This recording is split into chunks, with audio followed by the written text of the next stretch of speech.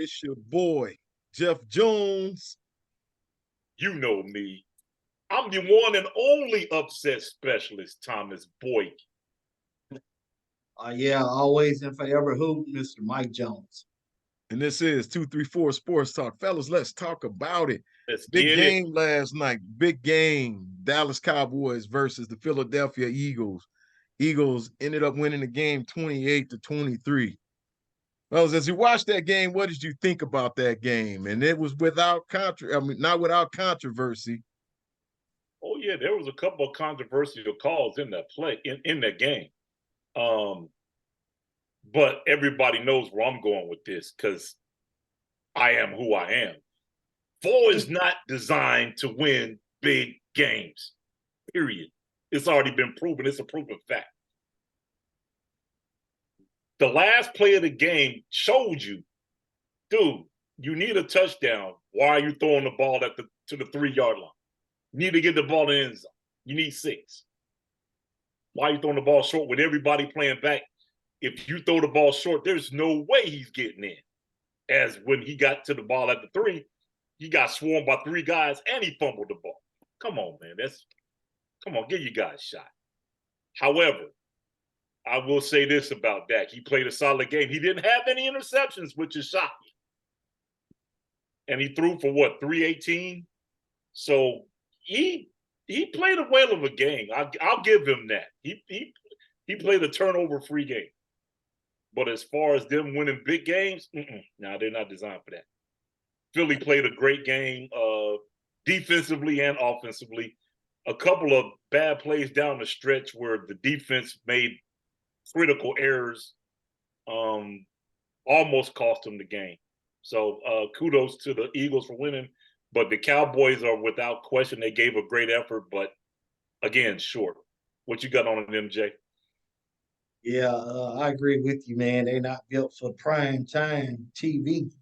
When it comes to prime time TV, man, expect a loss from the Cowboys.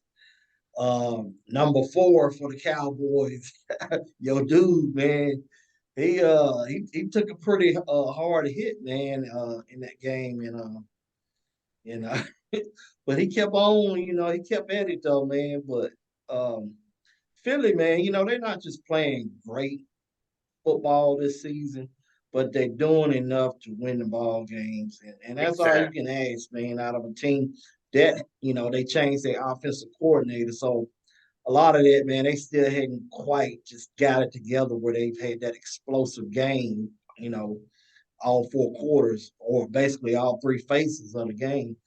But it was an exciting game, man. And man, the Cowboys, they can't beat the 49ers, the Eagles, it seems They're like not them built two to build teams got the their number. They ain't built to win the upper echelon games, man. Exactly. They got the tools. They don't utilize what they have to win the upper echelon games, and I don't understand it. And also, I don't know, man. I kind of missed some of the game, but as far as Dallas running game is, I don't know. Don't seem as effective as it was when No, Zeke it's was not. there. Which is why I was shocked they didn't go after Derrick Henry when they had a chance to. Yeah. That would have been a critical piece. But what's so funny is that McCarthy in the offseason, he said that he wanted to run the ball more. And Well, hadn't happened.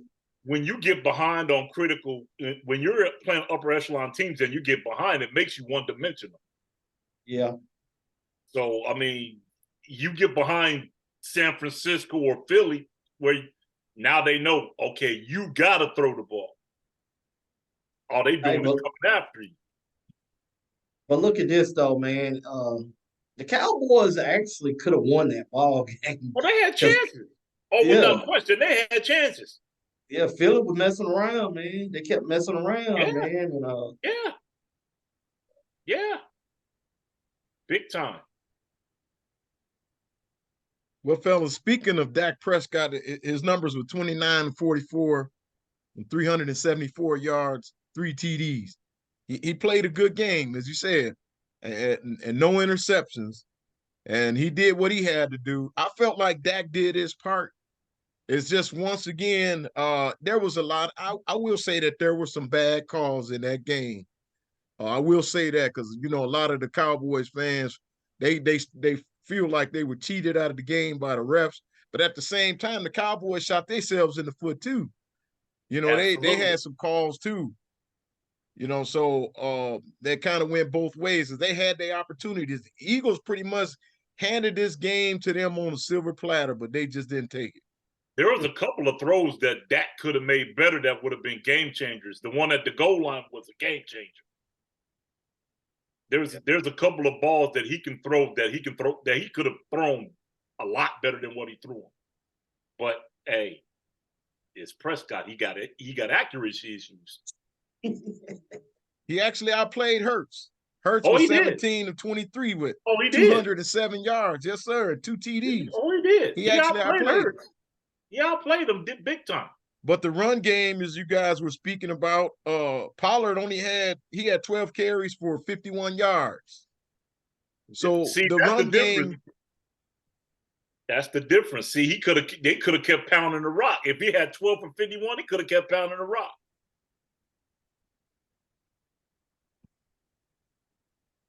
Because actually at 12 for 51, he's actually averaging a good clip per carry. Yeah. Just saying. Well, these two teams will meet again December 10th. But this game will be in Dallas, the Big D. Fellas, you think you're going to get the same results? And a lot of people think that. I've heard Michael Irvin talk about this, and, and they were saying that, pretty much that the Cowboys were like intel, just pretty much seeing how the Eagles were going to play and then, learning from this. Of course, no game is ever going to be the same. You play an opponent one time and play it different the second time. So I don't really think that's going to help them. What do you guys think the next time they play? What do you think the results will be? I think Philly will clean their game up. They'll look at this game and be like, they made a lot of mistakes as well to keep them in the game. So I guarantee you there's going to be some stuff they're going to clean up before they play them again. So, I mean, I still look for it to be another nail biter of a game. It's still going to be a nail biter of a game. I don't know, man. Mike Irvin, he's always pulling for his team, man. Even when they suck. Yeah, he's one-sided. He's just pro-Cowboy. I get it. But right.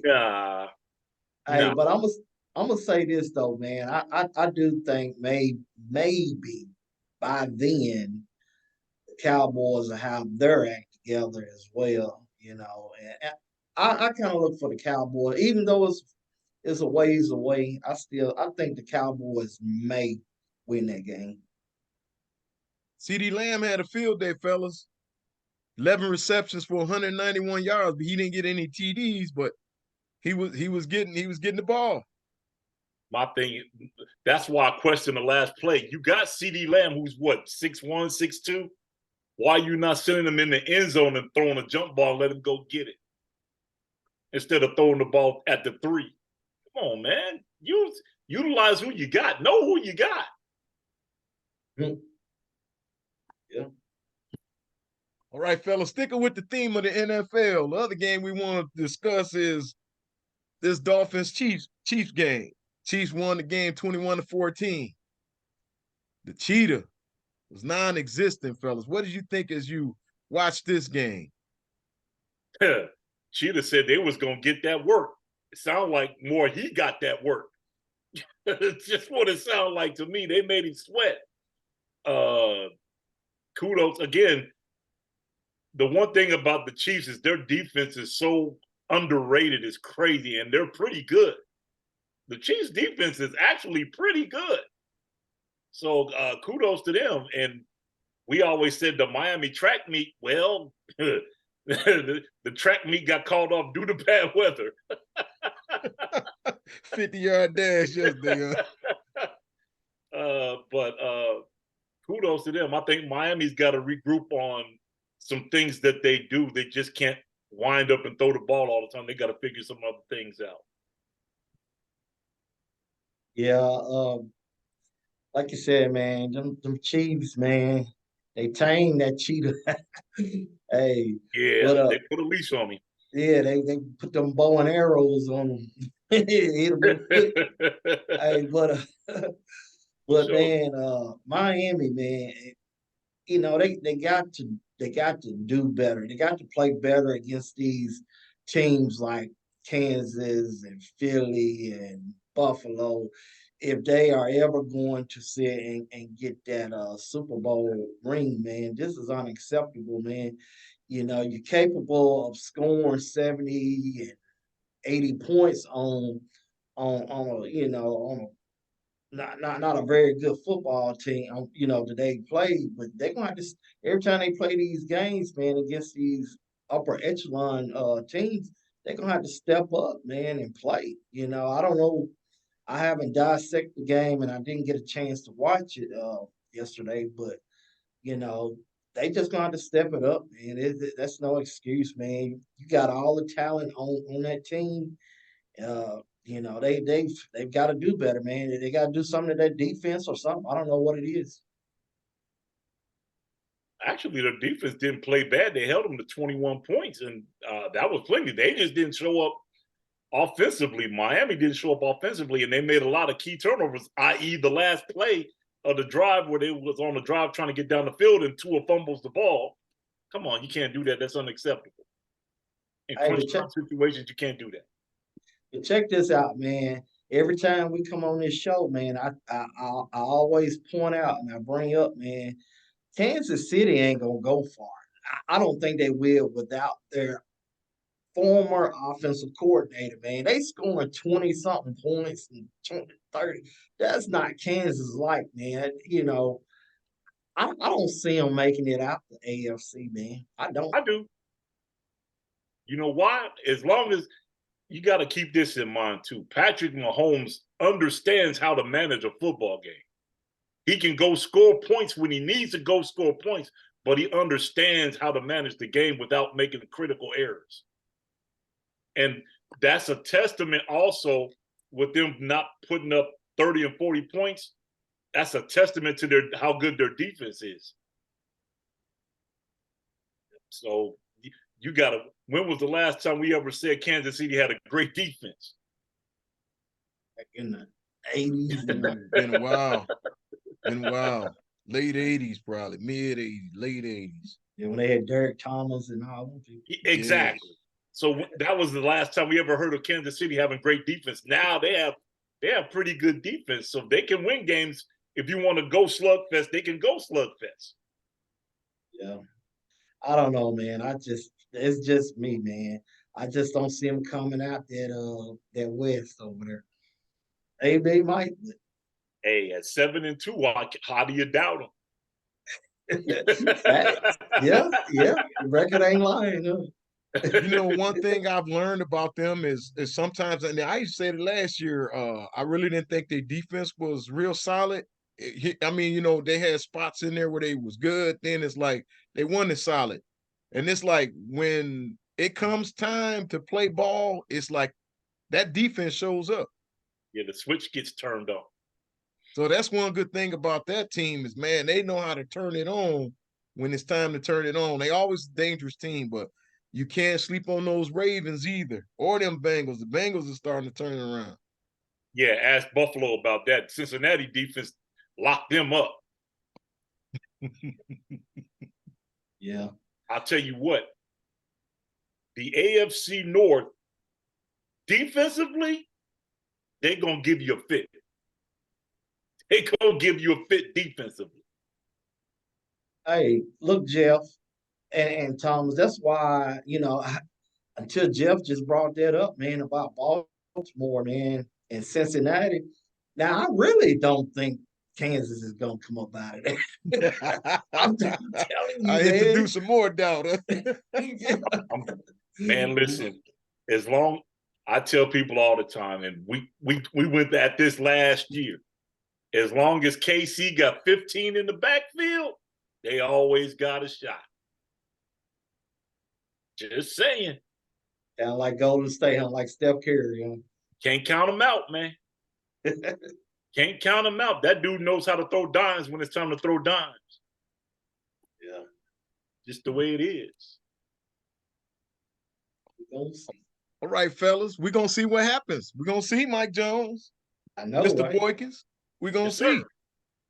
Well, let's turn our attention to some college football. Some college football. Oregon State, number 12, Oregon State beat Colorado 26-19. Fellas, what is going on with the Colorado Buffaloes in prime time? What is going on with that team? They got to, number one, they kill themselves with penalties. And number two, they got to clean up offensively for teams that want to just line up and bring pressure and they're making no adjustments for it. You got to make adjustments for pressure because teams know now Oregon gave them everybody the blueprint. If you pressure Shador, you got a shot. Well, as your offensive coordinator, I'm like, okay, you got to make those adjustments so that Shador gets comfortable. Inside shuffle passes on blitzes, quick hitters to the tight end, instead of just wind up and looking for big chunk plays. Take what the defense gives you. If they're gonna give you short passes, take the short pass. Or if you got to run. If you don't see nobody open, don't sit and pat the ball for 5 seconds. Of course your window's going to close. Run. Simple. But you got to, as an offensive coordinator, you got to make them understand, dude, you can beat people with more than just your arm. Beat people with your brain. Caleb Williams is a master of beating people with his brain. He don't necessarily always got to throw the ball, even though he can. But you got to understand that legs is part of your game. You was probably blessed in DNA with speed from who your father is. So come on, you make that a utilization of your skill set. That's all. That's what I see. But they can't afford to make a lot of mental errors, false starts, procedures, offsides. They do a lot of things that kill themselves. What you got on them, Jay? Yeah, I think, man, for Deion Sanders and his team, I think they unfortunately were victims of the Pac-12 being very good this year. That's one thing. You know, they're that whole conference is almost, you know, they almost all are pretty good. And I think now, other than that first couple games, I think the players were jacked. They was, you know, they fed off the juice, man. And I think right now, I think they are a hurt, beat up team. I think they're a hurt, beat up team. And you know, I think had they been in, you know, like the Big 12, I think they might have would be. I think they would have won a few more games than what they won so far. But I just think they are a beat up team, man, and like you said, Tom, was the penalties. And when you're hurt and you know you can't protect your quarterback, man, and you're getting hit, you know, eventually, man, you're not wanting to run them routes. You're not wanting to drop back and throw the ball. I know you just mentioned, you know, Shadur needs to take off and run. He's tired of getting hit, man. He's getting tired of hitting the backfield. He don't want to get hit no more, man. So I just think they are a hurt football team, and I think right now mentally, I think they've lost that mental edge that Dion put into them at the beginning of the season. So I think they kind of second guessing themselves now. So you know, and the next three opponents that they got is no cupcake. So No, they're not. I don't know, man. They might eke out another win, or they may not. So speaking of that, the next three opponents, fellas, number 23, Arizona, they got them Saturday. Then followed by Washington State, November 17th, and then Utah to close it out November 25th. Do you guys see them being bowl eligible with needing 2 more wins?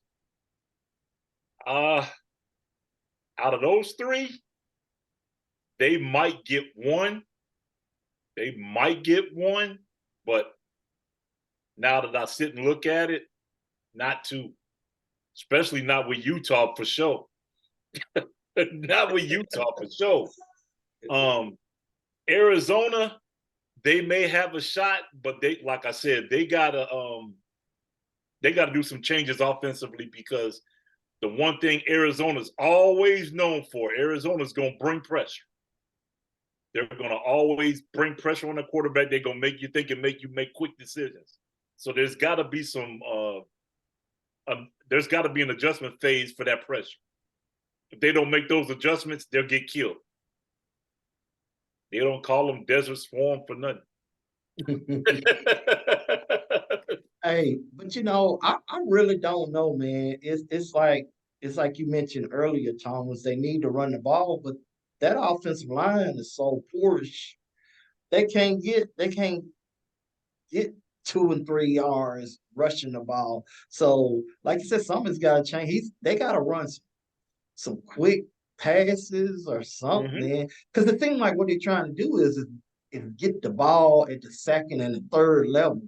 That's not going to happen with that offensive line. You're going to, Especially if your offensive line is porous, you're yeah, not going to get time to hit second level. It's just not right. going to happen. That's why I That's said they need to introduce like inside shuffle passes. yeah, inside shuffle Which passes, is the extension of a running game. right? That and like some reverses and stuff like that with them fast Misdirection is receivers. always key. Yeah, So I mean, come on, it's ways to get around stuff when you got a porous offensive line. Just you got to use your gift of speed and misdirection to make that work. yeah. But Jones, the only way I see them getting bowl eligible is if Coach Prime lace them up, throw some extra toes on his feet, and get out there and play himself on both sides of the ball. Man, I don't think that's happening, Mike Jones. I don't think it's happening. Nah, that's no. I think his college eligibility's been gone. I Well, fellas, we'll see what happens with them. Hopefully, they can get bowl eligible, get these last two wins. Fellas, did you see the fight? Tyson Fury and Francis Indeed. Ngannou. Did you guys see the fight? Tyson Fury, of Heard course, won, edged out a split decision, got I knocked call that. down, but still won. When I watched that fight, fellas, I'm gonna tell you the God's honest truth. It was a boring fight. It was really boring. But when I looked at it, a lot of people thought that Francis got robbed. I don't think so. I don't think he did enough to beat Tyson Fury. And Tyson Fury put in work on him with the jab, the combos, and edged him out. I can believe it. That sounds like a Tyson Fury MO. He don't always got to knock you out. He can outpoint you. He does have that ability with the reach advantage and the height advantage. He has that to use at his when he's able. So I mean, but like I told you at the beginning of when we had our last show, Ngannou is not going to be no easy out. He's not going to be easy out. He got a tough chin. Hey, but I'm gonna just say, man, Fury, he's like I said before, he's a big old slug, man. He's hard to get down, man. And Yeah. I think anybody that he fights, man, until he just start getting up in ages, I don't think they're gonna be able to beat him. Well, fellas, we've talked about it. Until the next time, it's been 234 Sports Talk. You can catch us right here on YouTube. You can catch us on Instagram. You can catch us on X. And you can catch us on TikTok. All right, we are out of here. Peace. Like, comment, subscribe. Peace. Peace. Peace.